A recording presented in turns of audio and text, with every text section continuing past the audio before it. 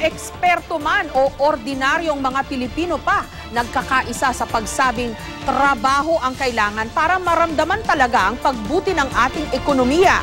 Hindi kumbinsido ang isang grupo na sapat na batayan ang pagtaas ng GDP o ng Gross Domestic Product, lalo't milyon-milyon pa rin daw ang walang trabaho. Live mula sa Quezon City, may report si Joseph Morong. Joseph? Jessica, ramdam nga kaya ng mga ordinaryong Juan de la Cruz yung 7.1% na paglago ng ating GDP o yung Gross Domestic Product para sa third quarter ng taon na ito. Binalikan natin yung isang survey, yung hunger survey ng SWS o Social Weather Stations para sa parehong period. At doon nakita na mas maraming Pilipinong pamilya ang nagutom. Maganda sa pandinig, pero ramdam ba ng sikmura ni Juan de la Cruz ang 7.1% na paglago ng Gross Domestic Product o GDP para sa third quarter ng ating bansa? Ang GDP ay ang kabuang mahalaga ng mga produkto at serbisyong ginawa sa loob ng bansa. Masigla raw kasi halimbawa ang pribado at pampublikong konstruksyon ngayon.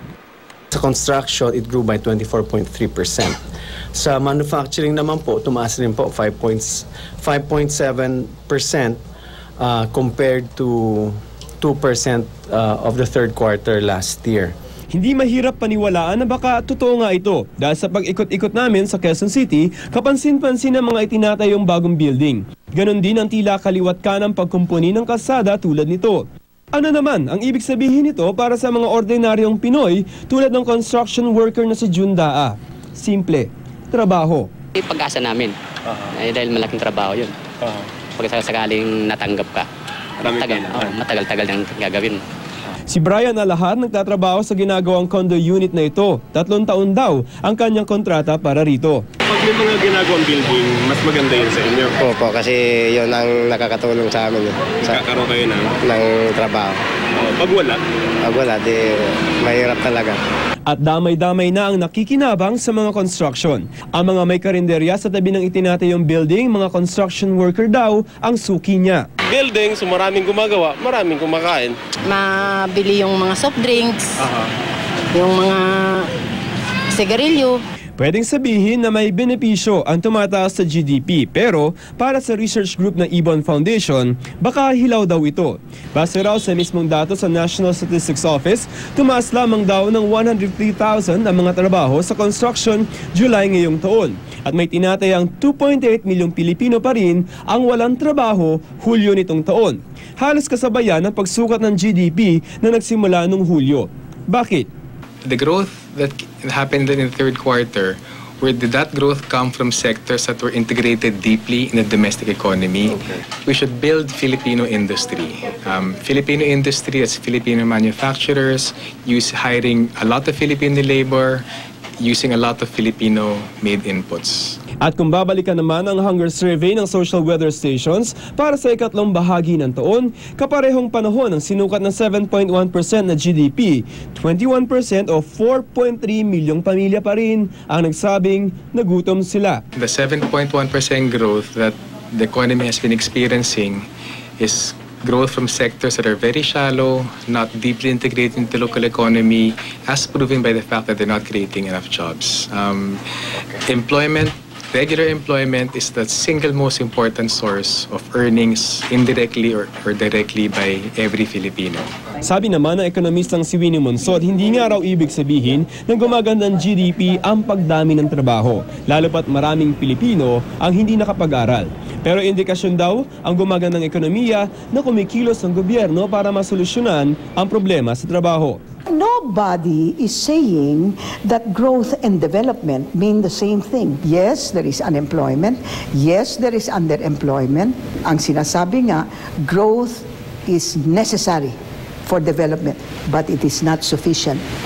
You want growth that creates jobs. What does this show? It just shows growth. Are we happy? Yes. But are we content with that? No. Jessica, para sa Ibon Foundation, talagang ang basehan para masabi na lumalago yung ekonomiya ay yung kung may trabaho ang bawat isang Pilipino. At yun naman talaga yung masasabi mo na kung halimbawa may pangkain ka para sa pamilya mo, ay doon mo masasabi na may nangyayari pagbuti ng ekonomiya. Okay, Joseph, on the one hand, positive yung 7.1% GDP.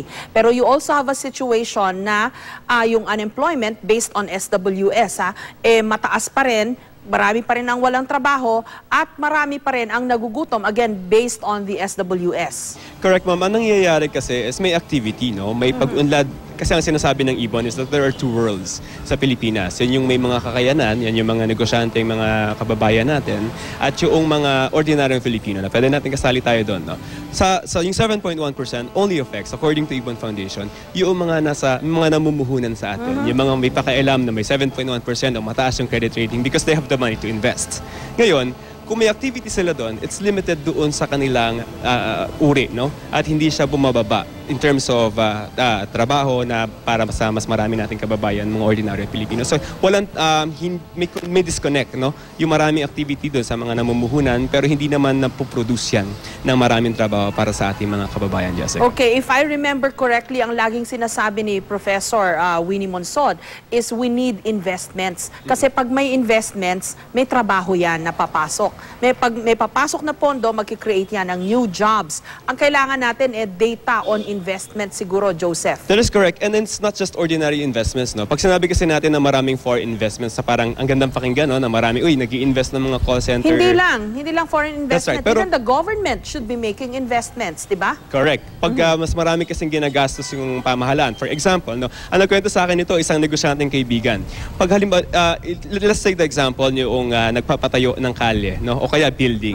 Alam ba nung nangyayari dyan? Pag nagpatayo ka ng isang building sa isang kanto, mga anak ng industriya yan. Meron ka mga construction worker na nangangailangan ng kakainan nilang karinderya. Ngayon yung mga karinderya na yon kailangan ng mga gulay. So pupunta sila sa palengke. So parang lahat makikinabang dun sa simple na halimbawa paggastos ng gobyerno sa mga buildings, for example, sa mga infrastructures natin. So tama yung point na dapat yung government should, kasi parang ang dami natin surplus, no? Ang dami natin budget pero hindi yata lumalabas. So dapat, yes, at inaabangan talaga ng mahaba ng panahon yung mga much vaunted na tinatawag na PPP, o public-private partnerships. Correct yan, kasi bukod sa pera ng taong bayan yan, may trickle-down effect sa mga ordinaryong Pilipino, Jessica. Okay, maraming salamat, Joseph Morong.